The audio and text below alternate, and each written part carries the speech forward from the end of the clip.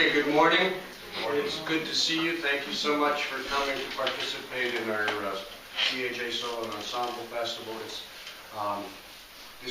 We are the people who are in behind, and we really we're not the ones outside. I'm feeling a little official, and I didn't feel like I was going to be official, but I turned into being official.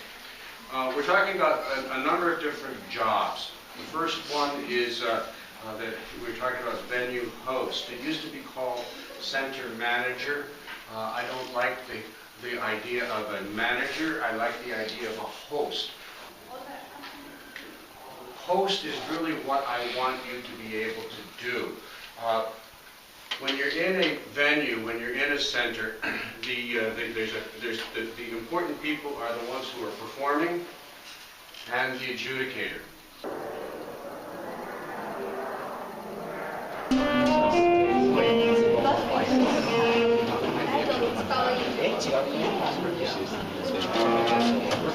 And then they can't stop doing that. So instead of just pausing and starting again, go back and start a section again. You know. Okay? The adjudicator, their job is to listen, talk to the student, and write.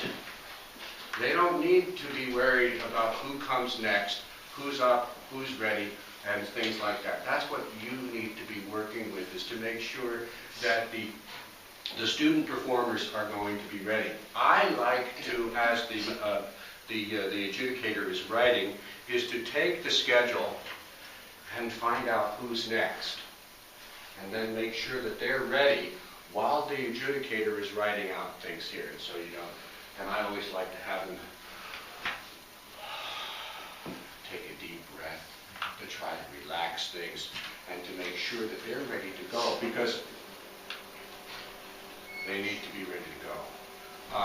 One of the things that you need to make sure that they have is the score, the music that they're playing, because that needs to be handed to the adjudicator. Mr. Ekstrand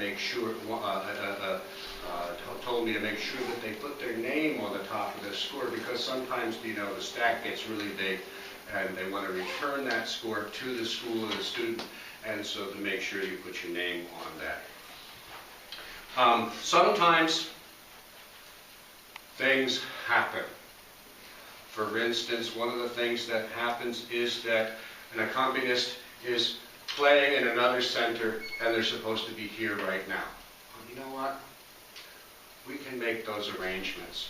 If you need to switch something around, or you need to be able to move somebody around, go ahead and do that. Usually there's supposed to be some there is supposed to be some flex in the schedule, so there's blanks in the schedule so that things can catch up, but make sure that you keep track of that. The center host, the venue host, is to try to keep the adjudicator on time. That is not always an easy thing, because adjudicators like to talk. And that's what we come down to the timers for. Timers and doorkeepers. You'll get a little timer, we'll get a little time. What is it, 8 minutes between each individual thing? Yes, 8 minutes. So, on the timer, what I generally start out with telling my timers is that put 6 minutes on the timer. Okay, once the performer start the timer, 6 minutes, and after 6 minutes it's going to beep. You want it to be obnoxious. Time. That's the timer's job. Okay, to be obnoxious, because you want to make sure that the adjudicator knows now's the time to stop talking and start writing. Okay, that's the point. So, you know, when it starts to beep, you need to let it beep for about 3 seconds. Beep, beep, beep, beep, beep, beep, beep, beep. Okay, and then, if he doesn't seem to be moving, you say, time. Okay, you need to say that loudly. Timers, who's a timer? Who's a timer? Okay? Say it with me. Ready? 1, 2, 3. Time. Okay, you have to do it loudly. I want to hear it. 1, 2, 3. Time. Okay, make sure that you're loud, because you need to be obnoxious. You don't want to be this quiet person that hears, because they need to know that it's time. Okay, the door, the timers also are a doorkeeper. I'm going to go over here so you can change your angle. The timer holds the time and stands right here at the door. Okay, the idea for this is because you don't want anybody else to come in. Okay, so you have two jobs. You have the top job to hold the time, keep the time, say time when the time comes, let it be obnoxious, but you also put your hand on the door so that nobody else comes in. Okay, once the time goes off, the adjudicator stops talking and he goes to sit down, you can open the door. Okay, outside the door, usually very close in here, there is a schedule of the students.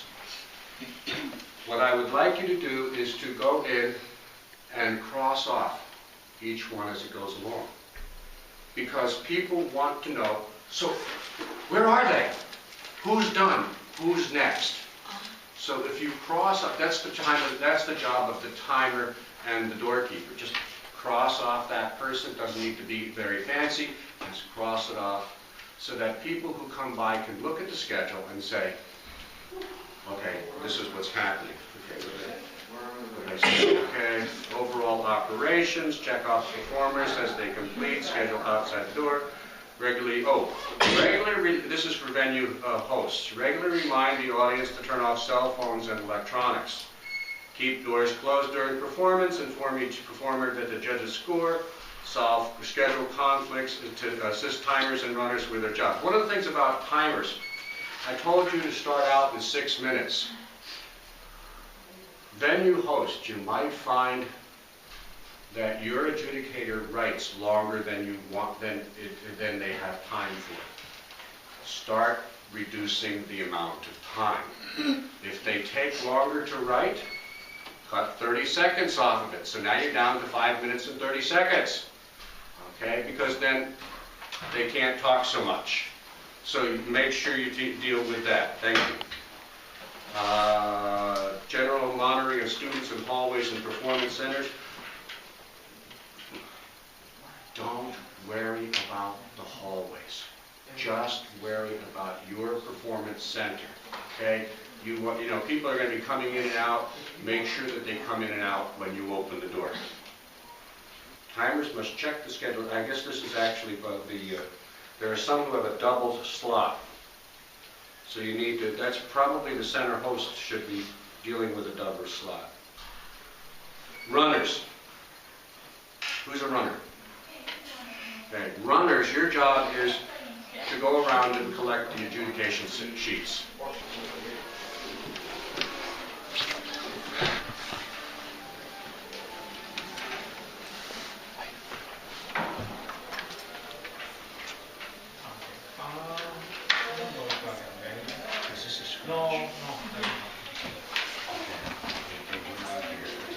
Okay, the adjudicators are writing on the sheets, they fill those out.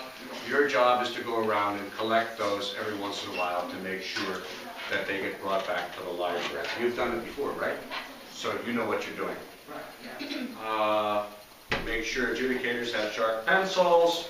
Bring adjudicators anything they need, water, coffee, snacks, etc.